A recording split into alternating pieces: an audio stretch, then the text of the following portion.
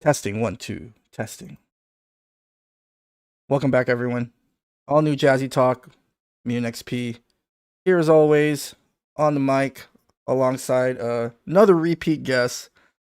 Great to have back Zafo, creator and lead director of Fight Kingdom, which is coming up pretty soon. Zafo. In fact, registration closes at the end of this week. And so, welcome back, Zafo. Thanks for stopping by again to talk about Fight Kingdom.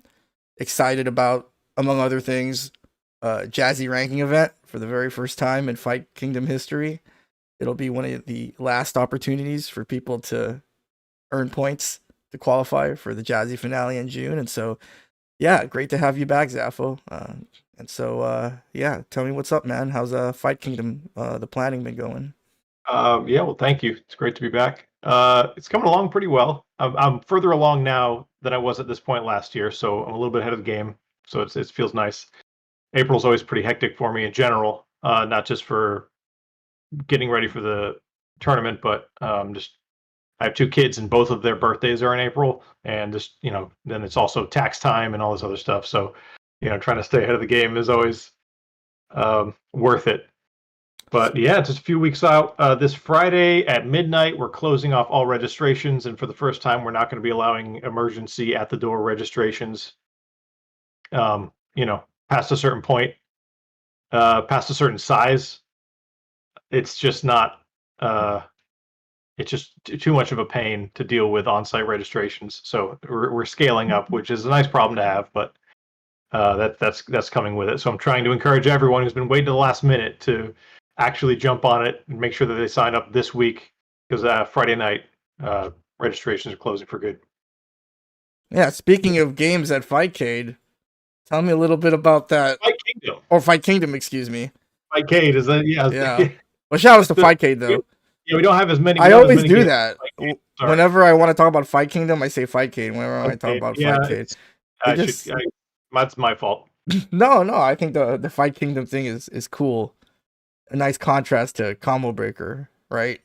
Their whole thing is no coasts, no kings. We're all coasts, all kings. But nothing wrong with a little monarchy here and there, I guess. Sure, yeah. But yeah, speaking of games at Fight Kingdom, just tell me right away about what's behind you. What is that? And for the people, especially people who maybe missed Fight Kingdom last year, so what on earth is that behind you? So I commissioned a Plinko board. Okay. For our purposes, it's called the Priority Linko board. Okay. Actually, the words, the sign for it that goes at the bottom says Priority Linko. So that's part of our Friday night thing. So we had started this last year, and it was a pretty big hit. So we're doing it again this year, and it's we have a game show. We used to do, when I was working at Northwest Majors years ago, I did the High Roller Mystery Tournament, and that's been fun to do for a while. And we brought it back for the first Fight Kingdom, but then after that, I kind of wanted to try come up with a new weird format for mystery. And so what I came up with was basically The Price is Right, except we call it The Fight is Right. And instead of, and it's literally the same thing where we're grabbing people out of the audience, just anybody who wants to play, bringing up 4 of them to be contestants on a game show flavored mystery tournament, where instead of guessing how much you think a washer dryer costs, we'll show footage of a random combo from a random game with the health bar covered up, and everyone bids how much damage they think the combo did, and whoever gets closest without going over wins, comes on stage, plays a mystery game, and then the winner of the mystery game that's up on stage gets to drop, a little puck into our custom-made Plinko board and win some cash. So it's possible to win up to, and there's no entry fee. You don't even have to have a competitor badge. Even if you're just there as a spectator, you can play. And so yeah, you can win up to $300. I think is the maximum any one player can actually win. And we just do that on Friday night. Starts at 8 p.m. and then just goes for about 2 hours. And then we stream the whole thing on Justin Wong's channel. That's our main stage stream channel. So that's kind of been a fun way to mix it up as like a fun Friday night thing. Friday night's always the night you kind of have to come up with weird special events so people turn up. So, so that's what that is. It's been in storage, and for moving it around last year, there was a little bit of damage on the plexiglass and some other things. So I've been repairing it out here. And then when I remembered I was going to be on the show, I just said, "Oh, I'll spin it around so that people can see it at least on the stream here." But yeah, No, I um, actually caught some of that last year, yeah. and What'd you think? I thought it looked great. I thought it was super fun. I don't know, did that translate the same way live? Like, cause I thought it was super neat, Yeah, people especially like it. like, especially because you were talking about guessing the damage of the combo. I like how you Right. use different games, and so like you really didn't know. Um, Yeah, yeah, it's tough. It's tough. We throw in yeah. a few like really familiar things just to get people going, or give little things like to that people can try to guess, suss out things. We had a couple of, we do deep cut stuff, and really random games, unreleased indie games, and you know, just some of the more obscure Neo Geo fighters and all sorts of whatever, like anything, even stuff that aren't necessarily fighting games, as long as it has a combo and a way to determine the damage. Like we did Mike Tyson's Punch Out was one of them last year. Hmm. Um, but we did like some third strike ones. I did two third strike ones. I couldn't help myself, and they both kind of centered around the damage boost from taunts and stuff. So like we had one where it was really ambiguous as to whether Q was doing 2 or 3 taunts. Like he starts the third taunt, but it's hard to tell if he actually hits it. It was trying to suss the damage out there. One of them was a single hit from Makoto, who was, had the double taunt plus her SA3 and was just a single counter hit Fukiyage. And, it does like 80% on Ibuki or whatever the target character was. And so, everyone was guessing like 30 or 35%. And then, so that kind of stuff's fun. If you know, you can kind of suss out, a little bit if you think about it. Or some games have like, we had Pocket Fighter, which the damage for each character is in increments of, it's like every move does 1 block of damage, and every character has like between 8 and 10 blocks of HP total, right? So Campbell Tran Bucktooth was up there, and he figured that out, and he was like, okay, well, this character has, it's going to be at exactly a 10, 20, 30, 40, or 50%, et cetera, et cetera. So he was able to, there's little things you can do to try to suss out exactly get close enough to what the damage is, if you can, if you really pay attention. So it's kind of fun. But then also you can not know anything and just throw out a number and still win. So that was kind of the gimmick. We did mystery tournaments, the years ago we did the high roller things. It slowly became a way for me to make sure that Bucktooth ended up with $1,200 in his pocket at the end of the night. So at the end, so everyone liked The Fight Is Right last year, except for Campbell, who was like, "No, I don't like it. We should bring back the old stuff." Everyone else liked it though, because they got a chance to actually get paid. So, um, so yeah, that was kind of funny. Yeah, I was gonna ask what was what's the prize for winning, and so it's a matcherino or a cash prize. It's cash right Yeah, there. Yeah, you get nice. cash right when you win. So between you can $5, $10, Uh huh. up to 100, $300. So yeah. So and because it's free to enter, so I was like, the gimmick was, I was like, well, it's something that's really easy for people to come up and win something, and just kind of random out a few bucks, and so it's a lot more people get paid compared to Hmm. our old mystery format, which was winner take all. Again, it usually was just to give Bucktooth a lot of money tournament. Yeah. So it's yeah, it's a that we've had other ideas too. We wanted to do next year, and maybe this will happen, but like a Family Feud thing too, where we come up with two like regional teams, or come up with interesting teams for each side, and then just have do a survey prior to the event where we ask fighting game questions or whatever, and then just literally just play Family Feud but change the name. So this game show thing, people seem to like it, and it's a really fun thing to get people into the vibe for the weekend on Fridays. So yeah, we're looking at some other things we could possibly do in that realm, but yeah. So let's talk a little bit about the fighting games themselves. The Fight Kingdom has grown every year, and so tell us a little bit about, first of all, just kind of you were saying about scale. How is Fight Kingdom shaping up this year, and especially We're compared to previous years? yeah, so we're already past the point of for last year as far as signups and things. So it will be slightly larger, and we're reaching the kind of the maximum amount of people we can fit into our venue. So I am looking at. I think I might have mentioned this last time, but we are looking at a new venue, something bigger for next year. But so this year we're kind of like pushing the limits of really filling the place up. We've had to cut some things, like we don't have a whole. Last year we had a whole like free play arcade area. This time around, there's just nowhere to put it because there's so many people and so many games. So um, again, not a bad problem to have. But yeah, we've got. I think I posted today. Our Marvel bracket is the biggest one in Washington State history, and I'm telling you, I spent like the past 9 months researching and asking all the old farts in the area, like anything they could remember, any record anything, just to make absolutely sure that, what's the biggest one they've had so far, and this is we're already, we're at that point, and it's by a wide margin. We're actually only 3 players away for doing the same thing for Third Strike. So we will be Washington State's biggest Third Strike bracket of all time if we can get 3 more people signed up. So we'll see if we get there. We are, as far as the Jazzy event, what is it, 48 to get an MSF? I think it's We're doable. It's really doable. We're so close, Yeah. and I really wish, I really hope if anybody's like on the fence about Third Strike at Fight Kingdom, like, man, just plunk down that $10, please, and just get us over that MSF line, because that'd be cool. And also, it would be, a big bracket for us regionally.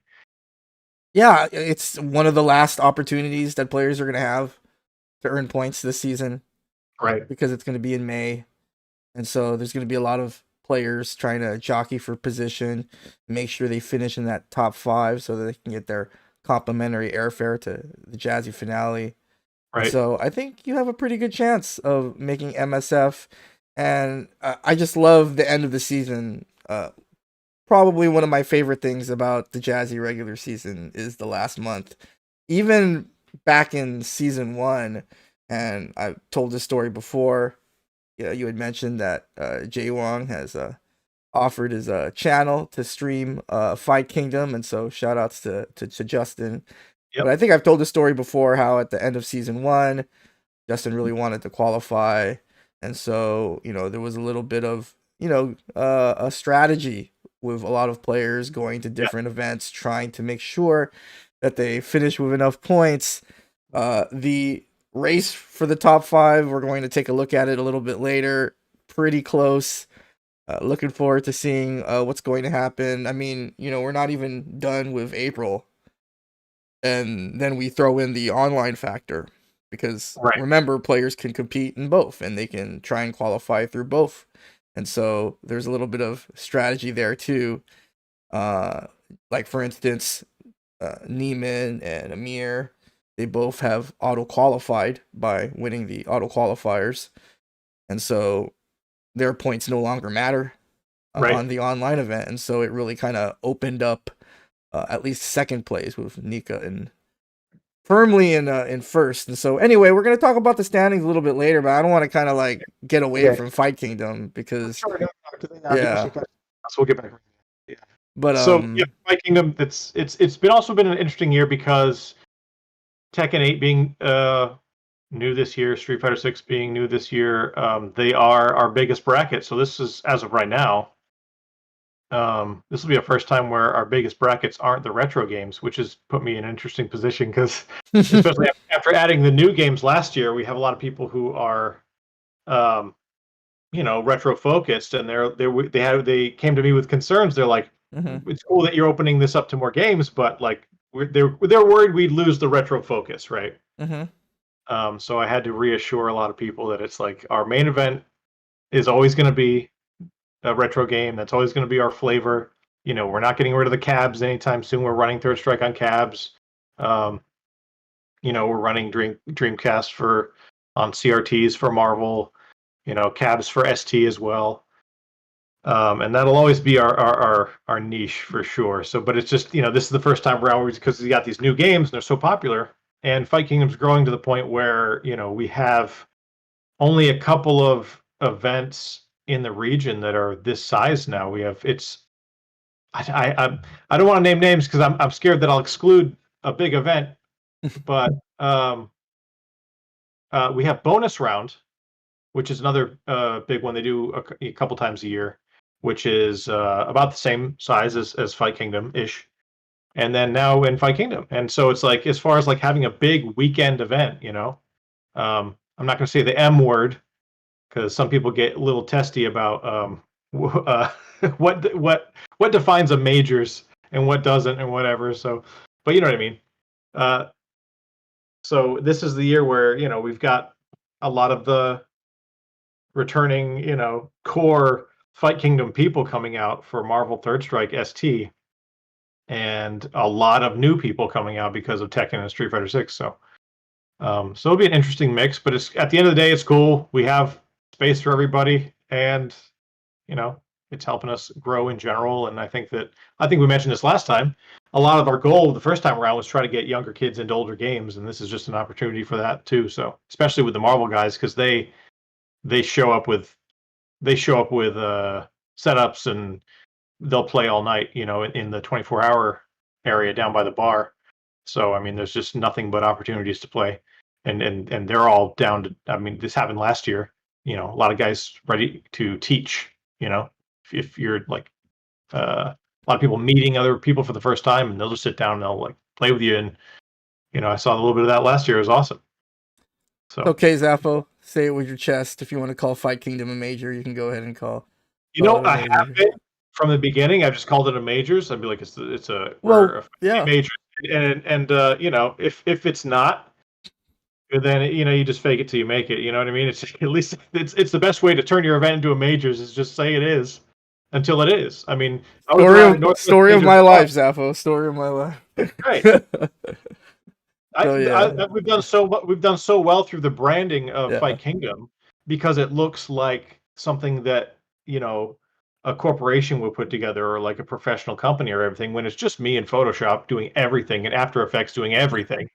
But you make it look like it's a big it's operation and not just one guy playing with Plinko boards in his living room. yeah, yeah. So um yeah, and like I was gonna say, I've been around since I was at the first couple of Northwest majors, and those were Well, we what I was are gonna say is, over like 50 people. Even yeah, people forget. I think even like they think back to like even the NorCal SoCal regionals from like the Street Fighter 4's vanilla era.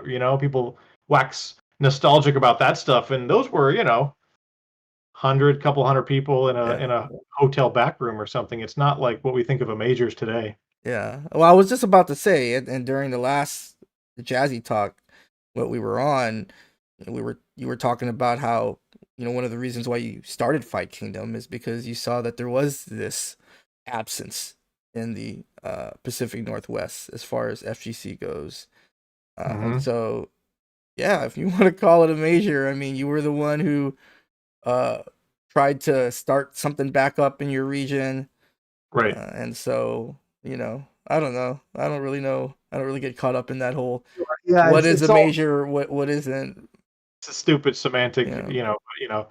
But Fight Uh, Kingdom does look like a pretty big deal, Thanks. right? Yeah. And that's all we can really kind of hope for, right? As Sure. grassroots Yeah. organizers. Right. Yeah, this Jazzy talk is getting super real right now. I just wanted to let everyone know this is what happens when TOs get together and you know just feel Start sorry airing for ourselves or frustrations. something. Yeah. God, they all wait to the last minute. Yeah. What's wrong with them? Yeah. But yeah, I think Fight Kingdom, like I said, growing every year. It looks great, and can't wait. Looking forward to watching the stream like I did last year. And again, first ever Jazzy event at Fight Kingdom. I really hope you get MSF. That last month is going to be crazy. Close. But Please, if you're watching this yeah, and you have a chance to come out, like, please sign yeah, up this week and come out because we're so close to MSF yeah, for our Jazzy qualifier, and we're playing on cabs. yeah. So yeah, if you want to sign up for Fight Kingdom, you can just go to their website, fightkingdomfgc.com, That's right. and just go ahead and go there for more info on the event. Like Zafo was saying, there's going to be a ton of different games, and so maybe Zafo, you can kind of run down the lineup a little bit and tell us what players can compete in at Fight Kingdom. Yep. So we got ST, which I love and I really fight for because the numbers aren't never quite the level of Marvel or Third Strike, but I love 30th having anniversary, right? Happy birthday, right. ST. And but that's there. And we've had a lot of people traveling from out of state for a lot of the older games, which is cool to see. Frank Punches came out last year. I got to meet him there. That was cool. The Nam, which is that like kid who's like 14 playing a lot of Third Strike. He plays ST2 and he's there for that. He'll be out with his dad just like last year. Yeah, Strive. Pacific Northwest is big into anime stuff. That's like the most active community is all the air dashers and stuff. So we've got a pretty competitive Strive bracket. Third Strike, of course. We'll always have Third Strike. Marvel will always have Marvel. And then the two new games. So these are the ones that are what we call featured events, which means that there's medals for top 8, which I can show you. I have some here if you want. Oh yeah, we're gonna show this. Hold on, sure. we need the proper fanfare here. Let me I've got the. make So sure. this is our first place trophy, All right, custom made. so everyone, get ready to see one of the sickest FGC keepsakes or trophies I have ever seen. All right, so hold it up, Zafo. Oh, yeah, So sorry. hold it up. So let's hold up. So, yeah, we Look got at this trophy, guys. Come on, guys. Come on.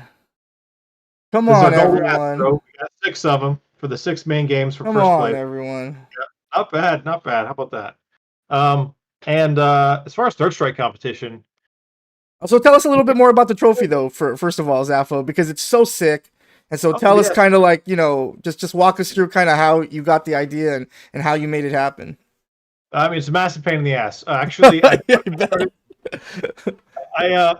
I I was building these and assembling them up until like hours before having to give them out last year, which was how much issues they gave me last time.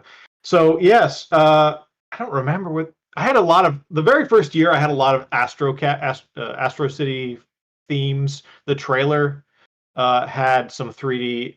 We did some CG work for the trailer for the first one, which was a lot of Astro cabs. And in doing that, I was like, well, let's also model out since we've got the 3D model for the cab, we'll model out this chain link fence gimmick for the crown part of it, and then just extrude a 3D bit of the Fight Kingdom logo. And then I 3D print them myself, and I prime them and paint them and finish them myself. And actually have a separate vendor where I get the bases from, solid oak or something, and then another different vendor for the plates here, which they offer this really cool kind of gold on black. Mm-hmm. Um, and yeah, I just want I it felt like it was like it feels like something where it's like unless I think I hate those trophies that are just like the crystal plaques with something etched into it, you know. So personally, I was like, nah, it has to feel like unique, has to feel special. I don't want to just go to some place that does a generic shape and you just etch the words in, right? No, I So think this is probably one of the best trophies I've ever seen. And so shout outs to you, Zafo, for not only coming up with the idea, but making it yourself. DIY. That's what the grassroots yeah, FGC is all about. And so yeah, yeah. and he just 3D modeling it and everything was always tricky because there's a lot of parts of that thing that don't print well. So I have just piles of failed prints of things that I had to go in remodel them so that Mm-hmm. so they were a huge pain. This year it went nice and smooth. They're all done. They're all finished. They're ready to go. Mm-hmm. And then actually have our medals for top 8. which we also have medals. That's another unique thing that's new this year. Is if you go down to our community events, this will be the first year where we do have medals for first place. So the medals are for top 8 in the featured events, and also for the top 1 for all the community events. And we've just got these Nice. custom die cast, finalist medals. So people seem to like those too. So let's take a look at some of these community games that are going down at Fight Kingdom this year. We got CVS 2, and is that Bucktooth's game? That's Bucktooth's game, right? CVS 2. It sure is, yeah. Yeah. And so we got Marvel 3. Always a fan of watching Marvel 3. Maybe not playing it, but watching it is great. Yeah, sure. We got Marco Wolves.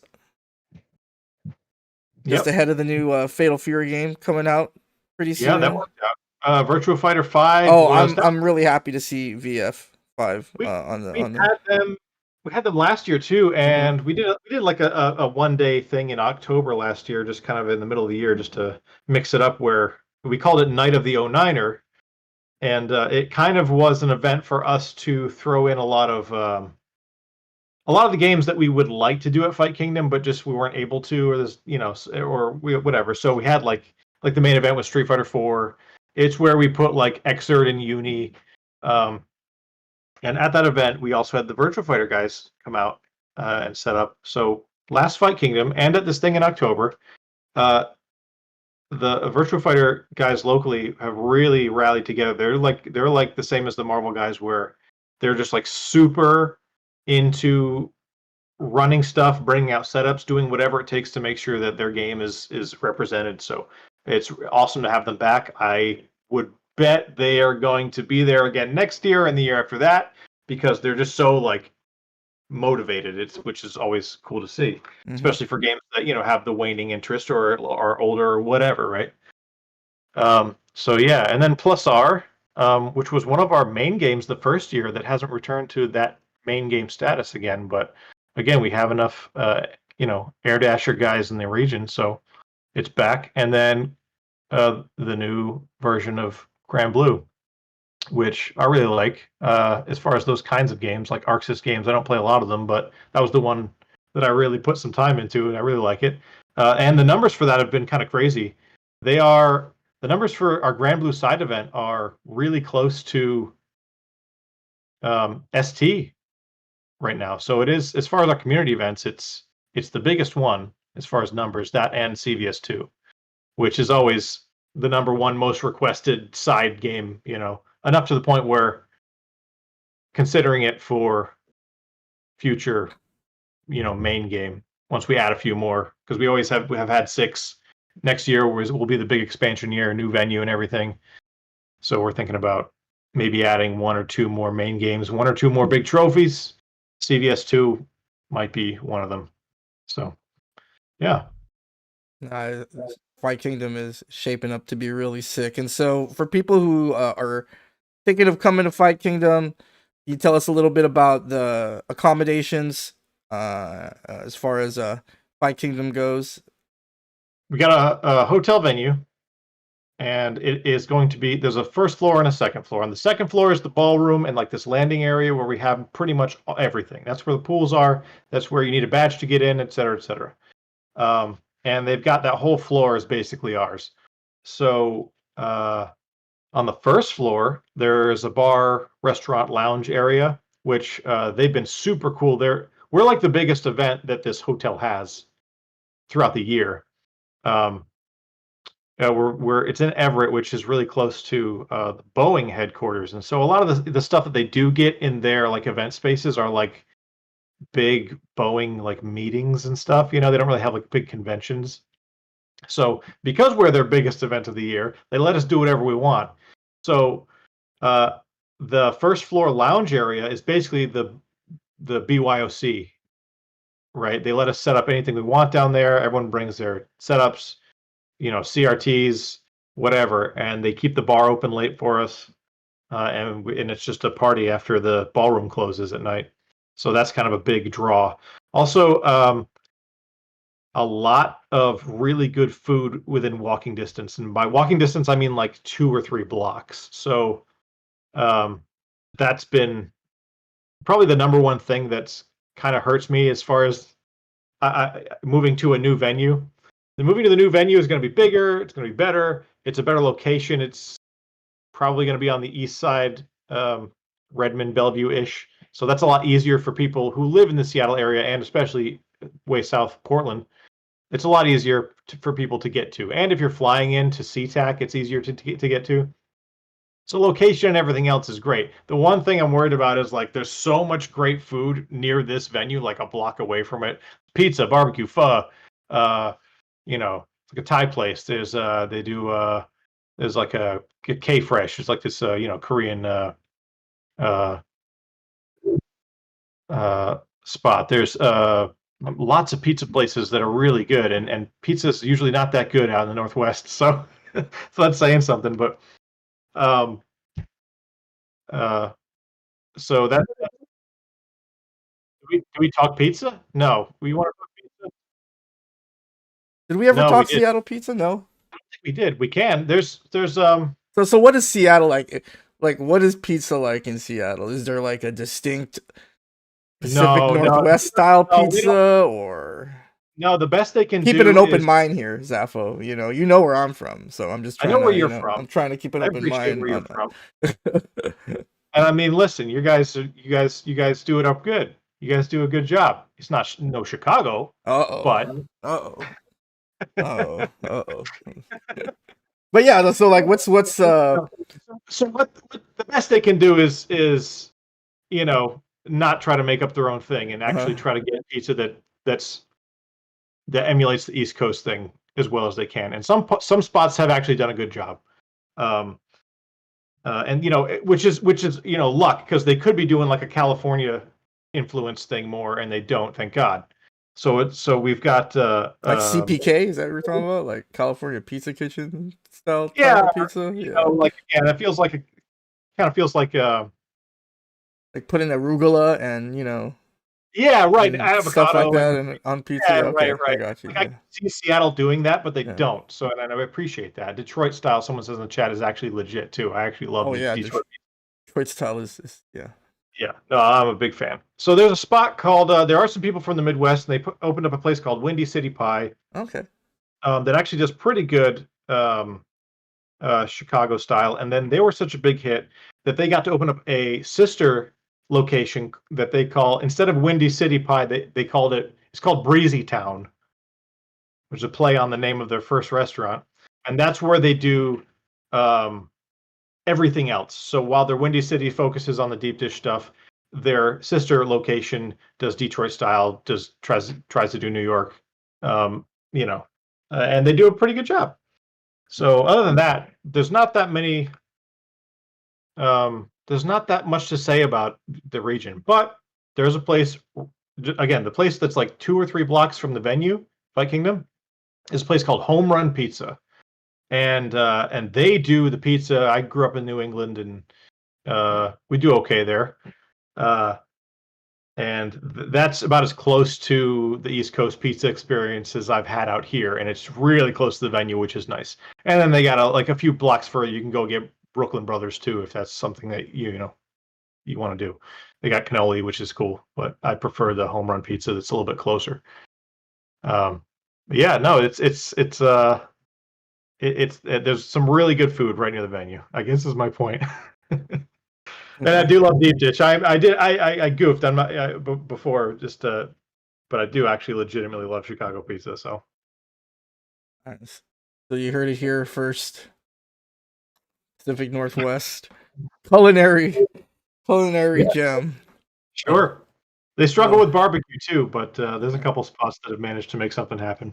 And oh, there's a spot that I don't know what it is right there on the same road, Colby Avenue, same road as the venue, just 2 blocks away. Is a pretty good barbecue spot. So yeah, when and I then we've think got of when I think of like the Pacific Northwest and like Seattle, I think like seafood. yeah. Oh, that's And what they so, that's what they knew what they're doing. are there any Absolutely. like good seafood spots like near Fight Kingdom Yeah, near the venue? there's really good chowder. Uh, I don't know how close to the venue there is for that kind of thing, but I know that there's something like that. But in the region, they've got clam chowder down to the point where they have actually managed to, for years and years. I mean, this is going for a decade, 2 decades at this point. There's one spot that Pike Place Chowder that actually travels to Rhode Island, where I'm from, and where they have like the world. It's the biggest clam chowder competition on Earth, and they've gone there multiple times and like won first place, and they come bring it back. So, yeah, the seafood is where it starts to get legit out here for sure. Um, so if that's your thing, there's plenty of that. Sounds good. Yeah. I don't think you're gonna be hungry if you go to Fight Kingdom. No, no, no, no. And there's tons. I mean, there's Thai and teriyaki, and the Korean food's amazing, and there's all sorts of stuff. So and a lot of that you can just DoorDash down the street if you don't want to leave the venue. So, and if you don't even want to do that, the restaurant has some. It's a hotel, so it's not open the entire day, but certain hours you get lunch, dinner, and they've expanded those hours for us for Fight Kingdom weekend. So more opportunities to eat there too, if that's what you're trying to do. Most people who go there, I don't think they leave the venue for the whole weekend. So it's enough of a, has enough amenities to keep you going. And there's a pool and a gym and all that kind of stuff too, if you're trying to get away from video games for a little bit. Jacuzzi. Yeah, they got hot tub. Yep. There you go. That's There a you go. must. That's a must for me. There's actually right across the street is Banya, a Russian bathhouse. So Okay, if you I'm want to take that to the next level, never been to a that's Russian bathhouse. it's cool. They've got Yeah. those branches of that. I can't remember what kind of a bush it's from or tree it's from, but there's the branches with the leaves on them, and you're supposed to slap yourself or whoever you're with. It's supposed to be good for your skin or something. But they've got the hot tub right next to like the cold pool or whatever. So you're supposed to dip into the cold water right after or whatever. So yeah, it's cool. And they got kvass and borscht, and they have a menu of their own there too. Hmm. Yeah, it's a cool spot. Well, again, Fight Kingdom, not all that far away. Just about 3 weeks away, right? Just about Yep. 3 weeks away. May 3rd through 5th at Everett, Washington, Courtyard Marriott. And so definitely check out their website. It has a link to the Start GG page. And so, yeah, registration closes at the end of this week, Friday at midnight. And so head on over to fightkingdomfgc.com. Take a link at the Start GG page. I noticed you published the schedule for Yes. for the event. And so Including the 3 streams.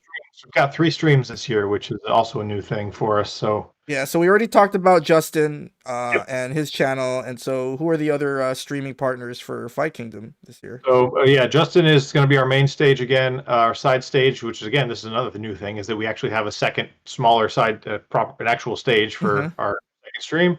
That's being done by an organization from Olympia, Washington, called the Retro Collection, who do a lot of events, weeklies and monthlies, and you name it. And just kind of, they also provide a turnkey streaming service for anybody who's trying to do their own event and wants to hire somebody to do that. So they're going to be in charge of the side stage. Our third setup is Lazy Reaper, who is going to be streaming nothing but Marvel pools the whole weekend. So because we're trying to focus on Marvel stuff, and because last year there were like a lot of our attendees were doing their own their own pirate streams in the corner with their laptops and stuff. I asked them, I was like, well, you guys just want to do an official stream for us, and we can just have a Marvel stream for the whole weekend. So if that's your thing is Marvel, we've got one stream that's trying to capture all the pools, and then it's up to pool all through Saturday. They're doing Marvel pools and then the semis, and then we're gonna have the finals top 8 Sunday on the main stage. But so if you just want to watch a lot of Marvel pools, that's an option there too. Great. Yeah. All right. So again, Fight Kingdom, May 3rd through 5th. You are thinking of traveling somewhere for an FGC event in May, definitely consider starting out your month at Fight Kingdom. like we were talking about Zafo, one of the few. I mean, really, I can't really think of any other events in your scale that feature the retro games. Really, you know, Sure. Yeah, and most so of what we have is just like big conventions that just happen to have tournaments at them. PAX, Portland has the Portland Retro Gaming Expo, which is actually the reason I can say that our Marvel bracket is the biggest in Washington State history and not Pacific Northwest history is because the Portland Retro Gaming Expo has had massive brackets for Marvel in the past, like 50 plus or something crazy. So yeah. yeah. So that's kind of the best you can do is if it's just like there's an arcade set up at a convention at PAX or something, and then they have stuff for retro, and the turnout on those is generally it's a convention, so it could be like 4 people or it could be 20 or something, but yeah. hmm And just kind of wrap up this discussion on Fight Kingdom, Zafo. I just wanted to kind of get your thoughts on like the future of retro, because again, Fight Kingdom is one of the very few events in this scale that have the retro games featured. These are the games that have the spotlight, and so what do you think about what the future holds for the retro titles, not just ST, which turned 30 this year, or Third Strike, which turns 25, but games like Marvel. And so, what do you see kind of down the road for these games, or what would I you think like to it's see? Yeah. I think it's a bit of a if you build it, they will come situation, right? Where I mean, and you can maybe there's some evidence there where you see these majors like Evo doing Third Strike this year, where it's going to motivate a lot of people to try the game out. And if they don't try the game out, then it's going to at least expose them to what fun they can be. Um, so as long as there's just a handful of people that keep things going and are making streams available, putting these games on the big stages, whatever, then I think that inevitably you're going to grow. Maybe it'll be fast, maybe it'll be slow, but I think that's the strat right now is just making sure that people know that these games are still out there. A lot of them are still being played. If you have a game that's really old and really obscure and no one plays it but you love it so much, like I think you can put in the elbow grease and just if you give it a big stage, you give it you give it a place of honor at an event or something. Uh, it'll make a big enough fuss that people will show up. They'll turn out and support it. They'll try it out. If nothing else, they'll be like, hey, maybe I can make top 8 in this 12-person bracket, and that's a place to start, right? So uh, I think that if you put the work in, then these games aren't going anywhere. Well, shout outs to you, Zafo. You have definitely been doing just that, showing the proper respect to these retro games, giving them a stage, creating those ridiculously looking, amazing looking trophies.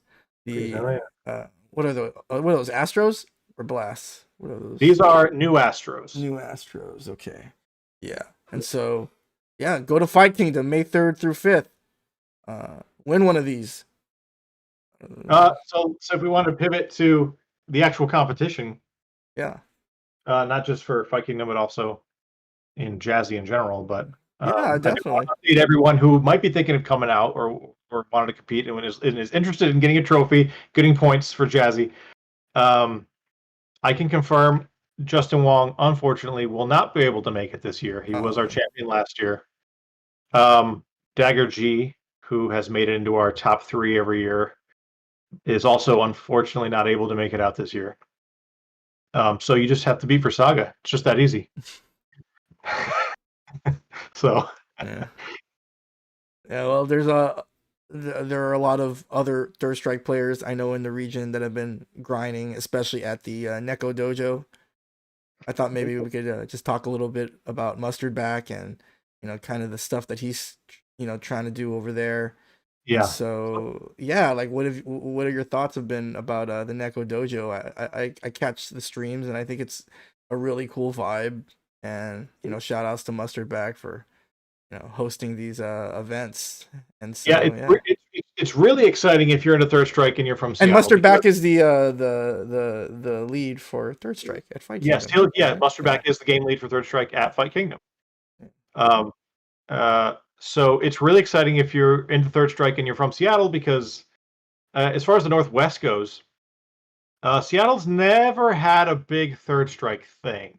They've had a big Marvel thing, that was popular there. And Portland has really kind of been more the Third Strike hub. That's where you're going to get a lot of strong players consistently, at least going back the as far as I can, remember or even find from before I moved out here. But like for the past 20 years now, I've witnessed firsthand that Portland and retro are really, I mean, that's a spot for retro games and like real competition in general.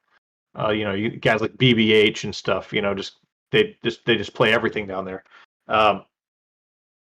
So Neko Dojo is really exciting because I don't think we've really had a real Third Strike hub ever in Seattle before. The closest thing was maybe 10, like 15 to 20 years ago ish at GameWorks downtown Seattle. But even that was only ever one cab, and it's just where people would come to play everything. And so you'd play a little Third Strike too if that was your thing. That was a place to play.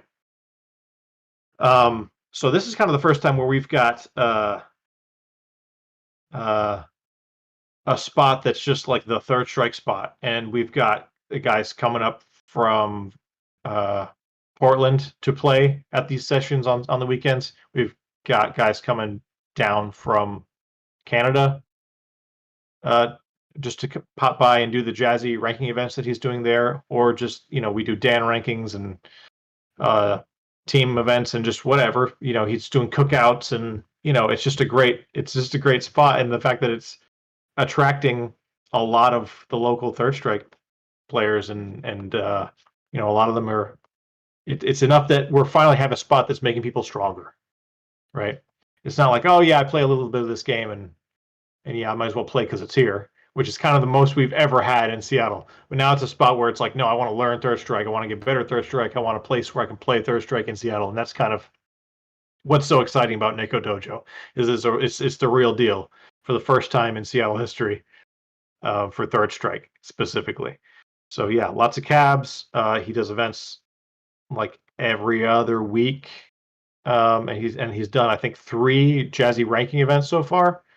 And Rasaga's come up to each one of them and got first place at each one of them. So I think that's where I know that's where a good chunk of his offline points have been coming from, which is cool. And it's where all my offline points have been coming from.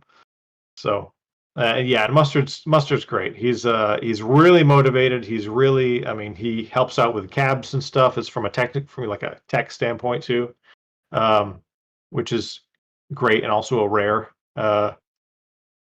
thing to have in your circle if you're trying to play these retro games. And you have to deal with the hardware as part of the territory. So it's nice to have a guy like that too. And speaking of ranking events, I thought maybe this would be a good time to go over the leaderboard. This has kind of been a new tradition here on Jazzy Talk, where we keep everyone informed about the race to qualify for the Jazzy finale. And so before we take a look at those standings, I thought we would just kind of recap what's happened in the season so far. We're just 6 weeks away from the end of the regular season. Much shorter turnaround between the end of the regular season and the finale this time around. And so, yeah, season 5 started back in January. And so, so far, 3 players have advanced to the 16-player Jazzy finale by winning an auto qualifier. And so the first player is Amir, who I am happy to announce will be appearing on Jazzy Talk next Tuesday. Last Tuesday, I interviewed Neiman, who was the winner of the Gaming Zone auto qualifier. And so congratulations to Neiman. Looking forward to seeing him compete as well as Amir. And then just last month at Arcade UFO, Big Nasty qualified by winning a super stacked, highly competitive Arcade UFO auto qualifier. And so the next auto qualifier up is this Saturday, Zafo, April 20th, Logan Arcade. Speaking of Versaga, Versaga, of course, came to Logan last April and took first place and advancing to the season 4 Jazzy finale. And so, Chicago Third Strike, always a super active scene, very passionate about the game. Mr. Part Have you 2. been to Logan? Oh, yeah, several times. I was there at the last auto qualifier I when was there for the Versaga first won. time in 2022. I Hmm. stopped in before I was there for Combo Breaker, and I made the trip on the Thursday before or whatever it was. Yeah. And man, that's a cool spot. Especially if you like pinball. Yeah, Great pinball machines. Great machines in general. They have a genuine X-Men 6-player machine. I think they have an original Medieval Madness, not like the new reissue, but like an original Medieval Madness pinball, which I know is like a really one of the more rare, sought after, expensive pinballs. Okay. Okay. Uh and so Logan Arcade happening this Saturday. Mr. Part 2 holding it down with the rest of the Chicago Third Strike scene. There are going to be, plenty of cabs. Uh if the energy this year is going to be anything like it was last year, everyone can expect a great time, whether you're there as a competitor or if you're happen to be in the Chicago area and you're looking for a place to hang out on Saturday night, get some drinks, play some games. Definitely come out to Logan. People on the stream. It's going to be broadcasted on Vankabot's channel, twitch.tv/Vankabot. And so a lot of the heavy hitters from the Midwest and the Chicago area are going to make it out there. And curious to see if anyone else is going to be attending the Logan Auto Qualifier. And so, yeah, looking forward to Logan Auto Qualifier this Saturday, April 20th. And so check it out, twitch.tv/Vankabot. And then, of course, the last auto qualifier of season 5, the Brooklyn Games and Arcade auto qualifier. I will be there with the Brooklyn Games crew, holding it down for the last Jazzy auto qualifier. Looking forward to seeing who's going to come out to that as well. But winning an auto qualifier is not the only way you could advance to the finale. Zafo, you can run ranking events. And so, like you were saying before, Mustard back opened Neko Dojo and decided to run his very own Jazzy ranking events, which you can still do. There is still time in the season, and you might be wondering, well, this is the end of the season, Mutant.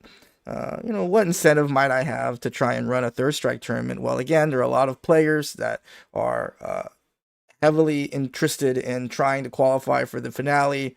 There's going to be some points to be had. And so, hey, if you ever considered running a Third Strike tournament, reach out to us.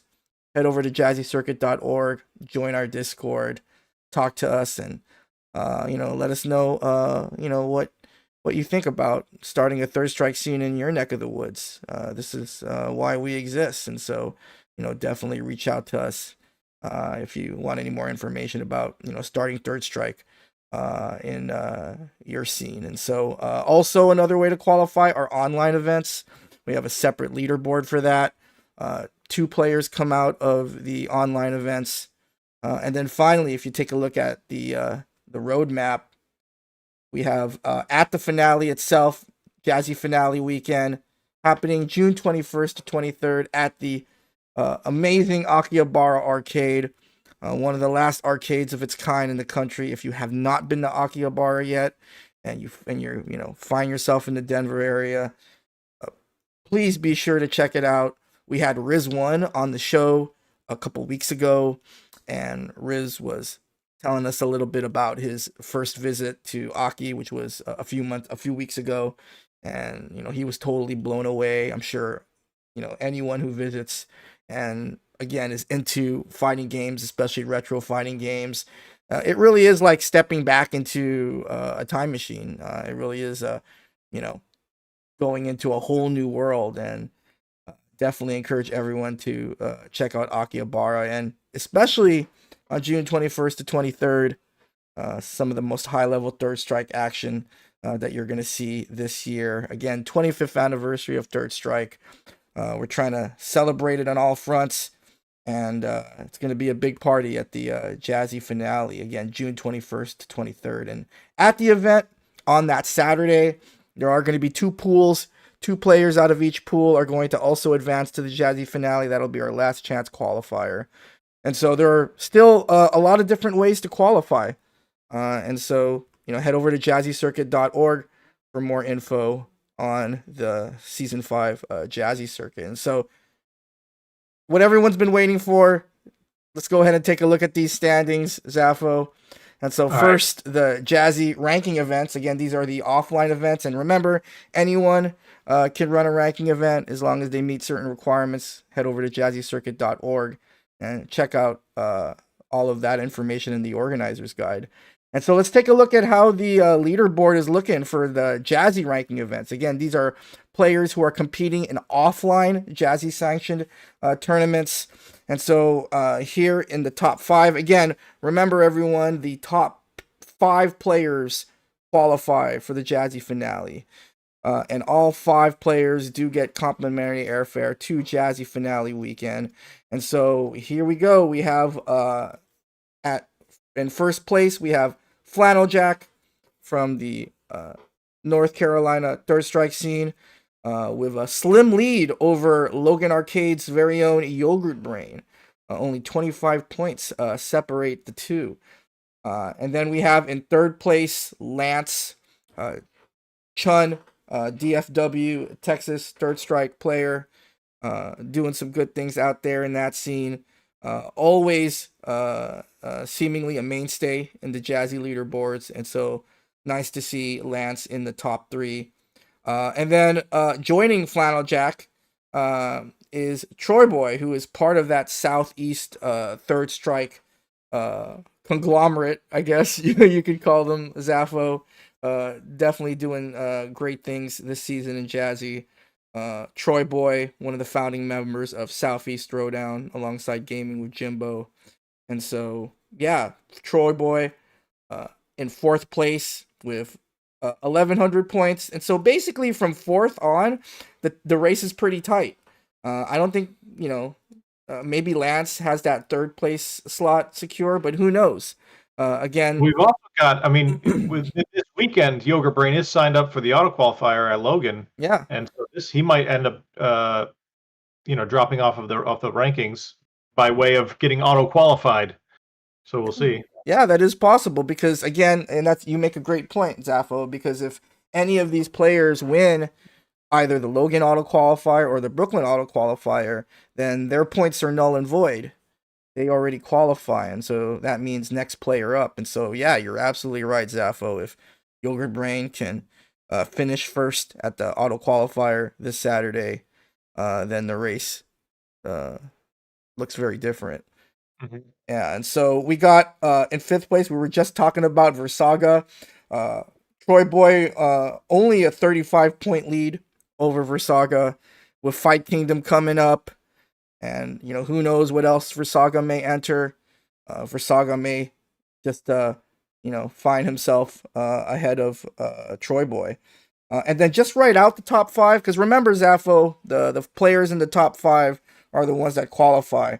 We have some heavy hitters that are just kind of right outside the hunt. We got Wax, who is not all that far behind. Wax, about 100 points away from top 5, and then right below him, Third Strike legends Yuki and Arliath. And so, yeah, for a full standings, you can go to jazzycircuit.org and scroll down for the Jazzy ranking event leaderboard. So now we do have the Great Northwest Hope Versaga in the top 8 for both the online and the offline events. What happens if he qualifies for both? So there's a priority. And so auto qualifiers first, then ranking events or offline events, then online. So that means if Versaga qualified offline, then he would give up his spot online, or his points for online would be null and void. Right. Cool. So yeah, what do you think about this race, Zafo? it's heating up. There's a lot of different storylines. We got the storyline for first between Flanneljack and Yogurt Brain. They've been just kind of going back and forth. Some weeks Yogurt Brain is in first. Some other weeks Flanneljack is in first. I mean, And we got that race, just between like really. I was saying Lance's spot is pretty safe, but maybe not because again, you could earn as many as 600. You can earn as many as 600 or 800 points. Again, the most you can earn as far as points for an offline ranking event are 800. And yeah, so it's not that much. Even when you said there's the yeah. 125 difference between fifth and sixth. I mean, that's really nothing. It's really not that hard to, especially depending on what events you're able to get to in your area or whatever. But it really does shift around like crazy. The race for first place, like you said, so much of that, if these guys are in the running for auto qualification, then it's so easy for them to just suddenly drop off, and everyone gets bumped up one spot. So Mhm. their points just become irrelevant. So that's really that's really fun too, because if you're like you said, if you're in the running for it, if you're just a few slots below qualifying, which I mean the difference in points, it's like if you really took it seriously, even if you're, I mean, like someone like me who is on 50th place or whatever, like if you really just made the effort to come out to a few events and really went in on it, I mean, it's still anyone's game Mhm. in kind of a cool way. Yeah.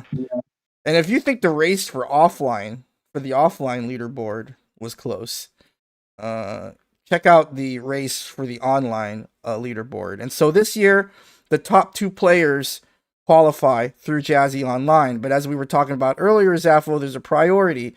And so there's a priority system in place. And so if you auto qualify, that means, like, for example, if you advance through auto qualifiers, then your points for online and offline are null and void. And so what does that mean for the Jazzy Online leaderboard? Again, the top two players advance. But Neiman has already qualified for the Jazzy finale by winning the Cactus League auto qualifier. And so that means in first place is Nika KO, and second place is Boa. Again, Amir's points are null and void, and so what we have basically is a race for second right now, Zafo. But like you were mentioning earlier about some of these players, maybe winning an auto qualifier. Again, the Brooklyn auto qualifier has yet to happen, May Right. 18th. And Nika, of course, New York-based Third Strike player, might just decide to show up and win that tournament. And so, if say Nika does, what does that do for the leaderboard? And so, notice even if you're in like, maybe if you're in like 5th place through 10th place, the race is again very, very close because right below Boa, we have SoCal Ken player, Big Game James. We have Poe, who's just 10 points behind. Season 4 Jazzy champion Exodus made a recent appearance, first ever season 5 appearance a couple weeks ago, and so EXO is currently at 7th.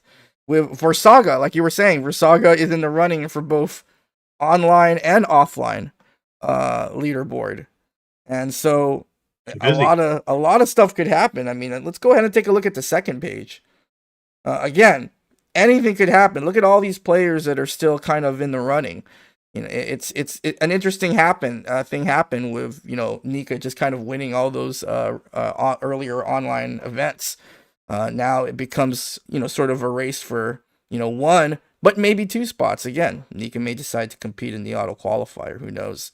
But we got Doc Mac at 200. We were talking about Dagger G earlier. We have Shotokan. There was a Jazzy online event just yesterday. Shout outs to Herb Durkin from the Southeast Throwdown crew for running a great Jazzy online event. Very exciting matches. But this was the first season we did Jazzy online, and so what are some of your thoughts on?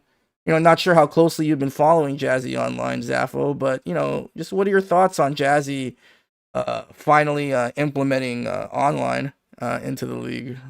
I think it's great. I think that I've actually enjoyed watching some of the online events more than I thought I would. Hmm. Uh, I kind of, when lockdown happened and kind of online tournaments were all that we had, I tried to get into it and really just couldn't. I couldn't. I just it was um, just felt too different for me, and I wasn't a huge fan of the online tournaments. But they've come so far to the point where now I think that uh, they've been super fun. There are some organizations have gotten really good at running them, and then the most important thing is that there's so many people who might love the game but don't have a scene in their area, and of course it's like they should have a way to participate. And I think it's great to have those couple of slots for the online tournaments. I think I hope you continue to have online events be part of Jazzy. I think it's a great idea. Um, and I hope that other people think so too. I hope it's a success, right? Yeah. Well, I think it's been a blast so far, and shout outs to Vankabot, who has been taking the lead on Jazzy Online. And so his guidance has really made Jazzy Online such a joy to watch. So many hype moments, so many matches. I mean, we know it's online, Zafo, right? Sometimes wonky stuff happens, but I think it kind of adds to the hype. I don't know. I think it's It's different. It's just its own yeah, thing, you know. It's yeah, its own separate thing, you know. If you it's a little bit apples and oranges, and so if you can appreciate it for what it is on its own, then you have a great time. And like yeah. I said, I've gotten really into watching, Venka's tournament streams Mhm, and some of the online Jazzy ranking events. So yeah, I fully support the online portion of Jazzy. mhm. And so, speaking of Jazzy Online, our third uh, Jazzy Online event of April will be hosted by Riz1. Again, we were talking about Riz earlier in his first visit to Akihabara. And so, shout outs to Riz, who will be at Jazzy Finale weekend because we are running, we announced our very first community side event at the Jazzy Finale a few weeks ago. ST singles.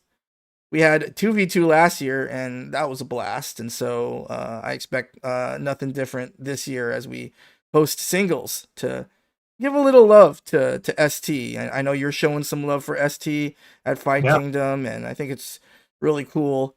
I love watching high level ST, and so looking forward to seeing who's going to be competing both at Fight Kingdom and at Jazzy Finale weekend for ST. And so, yeah, the Gilluminati. Shout outs to Lionplex for the infographics and this amazing Gil picture. great. Man, I wish I had the banner that that was made on for the ST at Jazzy Finale weekend. That was cool too. But yeah, April 23rd. That's gonna be a Tuesday. 10 p.m. Eastern, 7 p.m. Pacific, and so for some of you players on the West Coast, definitely consider entering this. And so, yeah, it's going to be a Jazzy Online event number 12 of 15. There's only going to be 3 more of these, Zafo. That means 3 more opportunities, 4 more opportunities to earn points to qualify through Jazzy Online. And so, definitely consider entering this one next Tuesday, April 23rd, 2024. Uh, before we get out of here, Zafo, I did want to again push uh the auto qualifier this weekend at Logan again. And Hmm. so there's still time to register. Head over to start.gg/Jazzy Logan, scan that QR code, throw your hat in the ring. Regardless of what your skill level is, everyone is welcome. This is how much faith people like me and Zafo have in the game. The game is sick, and like you were saying earlier, Zafo, if you build it, they will come. And so, encourage everyone to stop by Logan, April 20th, 2024. Plus, it's just a Compete. sick place to hang out if you haven't been there. It's awesome. Yes, yes, yes. Just the venue itself is great. And so, yeah, props to everyone over at Logan for accommodating Jazzy and helping us out and being a proud supporter. Pretty much since its inception. And so, we really love to to consider Logan, one of those jazzy legacy venues. And so, we appreciate all the support throughout the years. All right, Zafo. And so, uh, again, got a lot of, Third Strike and a lot of retro stuff going on. And so I appreciate you stopping by the show. Hype up Fight Kingdom one more time. Again, tickets or registration open until Friday, but spectator passes are still, or everything. You can just roll through whenever, and you can For get spectator pass. Okay, pass. so competitor passes are right. So if you want to compete, you have to register before midnight this Friday. But for spectator passes, you can just show up. Yeah, that's fine. There's no cutoff for that. And it's how about $30. and how about the community events? The community side events are for spectators.